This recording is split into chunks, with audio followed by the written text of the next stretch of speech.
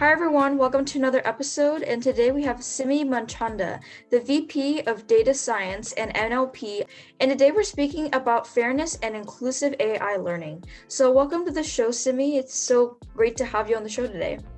Thanks for having me. Yeah, absolutely. Could you go ahead and just tell the audience more about your background and how you kind of came to your role? Before data science, I was in mobile application development. In bank, I have launched several high impact projects using ML, NLP. I have worked on mobile applications in bank too. I'm passionate about building reliable, safe, and responsible applications that can solve real business problems. I did my computer science degree in India, and I've been working in this industry for last 2 decades almost now. Yeah, that's great. So you have a lot of great experience in this field. So that's great to hear that you were able to kind of see the path that you wanted to go on. And what are some issues or challenges that you see within the AI and ML space today? Well, we are in an exciting time right now as AI is rapidly getting integrated in our daily life. AI, ML is being used all around the globe. It could be health industry, banking, law enforcement, or customer relationship management, and so many cases that can impact human life. With all this going, one common assumption or misconception is that machines are unbiased or impartial. Well, this is far from reality. In multiple instances, we have seen that AI has been found to replicate or even magnify the biases or errors made by human. Even sophisticated tech companies like Google, Apple, and Amazon, they face the same problem in multiple incidents. And as AI take up more and more space in our social interaction, anxiety about fairness is rising. Uh, and the center of the problem is the fact that models are trained on the data they are given.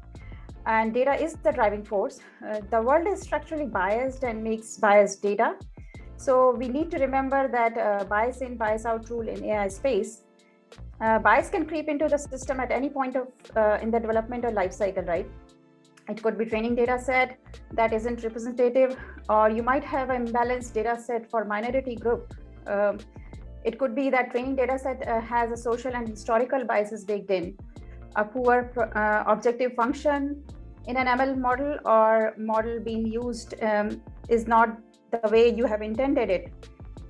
Another change is how to define the challenges is how to define the appropriate rules to assure that the particular AI that is deployed and used is fair. And one more dimension I see in the fairness is the inclusiveness, right? Besides inequality we have in our system, we need to work on accessibility.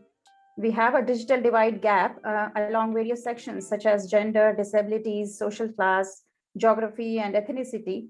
How are we addressing diversity in our AI ecosystem? I'll give you an example like Hindi. Hindi is not a gender neutral language and it's widely spoken in India. If you go on Google Binge Translate and convert English to Hindi, the translation is masculine. Hindi language defaults to the masculine in mixed gender situation. So it has a gender bias baked in, and that's how it's getting translated today. So these are some of the issues like I feel need to get addressed. Yeah, that's a very interesting kind of challenge is to incorporate NLP and different languages into this because I think in English we don't always have words that are masculine and feminine like in Hindi or in Spanish. So that's really interesting to kind of think about with the challenges that come with that. And how can we make AI and ML more fair and inclusive? The first thing I think is we need to be very crystal clear with the goals, with what can and should be solved by ML. With so much hype around it, it's common for people to try to solve everything with ML. Data, of course, is critical. Besides data validity like accuracy, reliability, compliance, etc., data pipeline has to be rock solid. It should be tied to traceability. In case something goes wrong, it should be quick and easy to find where in the pipeline it happened. The other part is the model risk management team. That is very critical, I feel, and should be involved along with the subject matter experts at the very beginning of the model lifecycle. Bringing human in loop is very critical because machines are great at making smart decisions from large data sets, while humans are more effective when it comes to the ethical judgments. Other part is, I think, transparency and explainability. Decisions made by machines must be explainable, auditable, and traceable. Uh, and the other thing is reproducibility. That is the key to understand what went wrong, who or what was responsible, and how to ensure that it is corrected. We need a strong metric system. If you can't measure, you can't learn and you can't fix. So defining a measurable metrics and monitor for deviation, that's another important part. And testing has to be integrated in all stages of model development. Testing with different personas, what is the impact of any errors and deficiencies, legal, financial, and personal. Models are actually, they are living organisms that continuously evolve with time, right? So we need a strong monitoring system in place to capture any drifts. It could be data drift, concept drift. The other thing is companies are big on feedback loop. Your model is not just predicting the future, but causing it too. So it might be acting as a catalyst in creating the trend. So we need to understand the risk involved in feedback loop and be mindful about it, how you are incorporating that. Another is, I feel, governance structure. Look at what exists and how you can leverage for your ML AI governance. Yeah, all great insight there. And data governance is a huge one that I see a lot of different guests on this show kind of talk about, and the importance of it really to organize your structure of your organization, definitely. And so what are some ways that you specifically have kind of strived for this fairness in AI? So understanding bias is essential to being able to eliminate or at least recognize it, right? Since the inception of a project, we bring data scientists and subject matter experts together.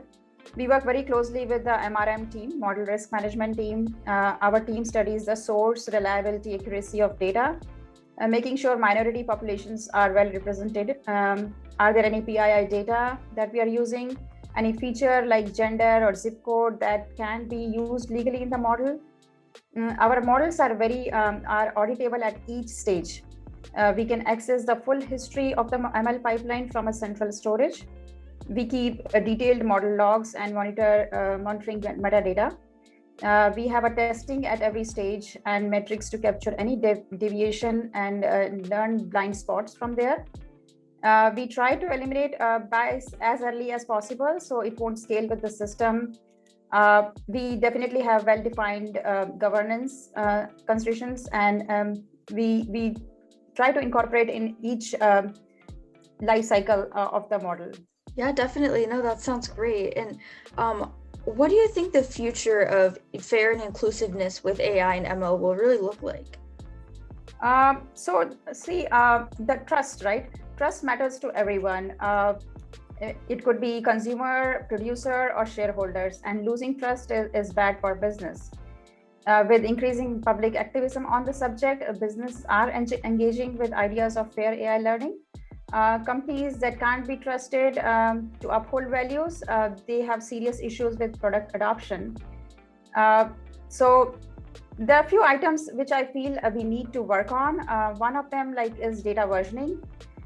To get the repeatability, we need to have branch out the data, but the ecosystem right now for the branching the data is not same as how we have for the code.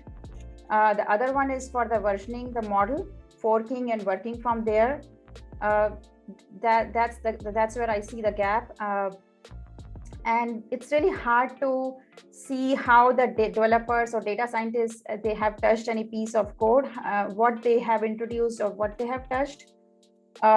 Regression testing is another challenge I see when something gets fixed and then it becomes a problem again. So these are more technical side, and I feel leadership, government is stepping in, creating strict rules and guidelines and audits. So a fairness check will move out of good to have kind of thing to must have a step in the AI model development pipeline. Another step I see is education.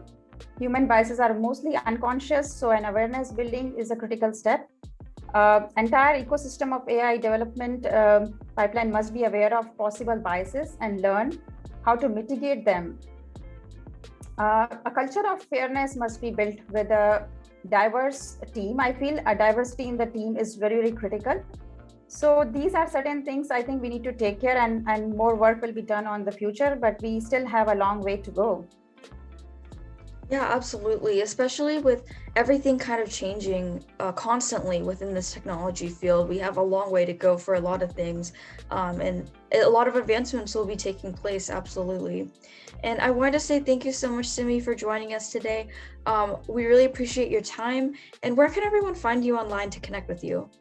Well, I'm on the LinkedIn. That's the best way to reach me. You can find the link at the bottom of this show, I believe.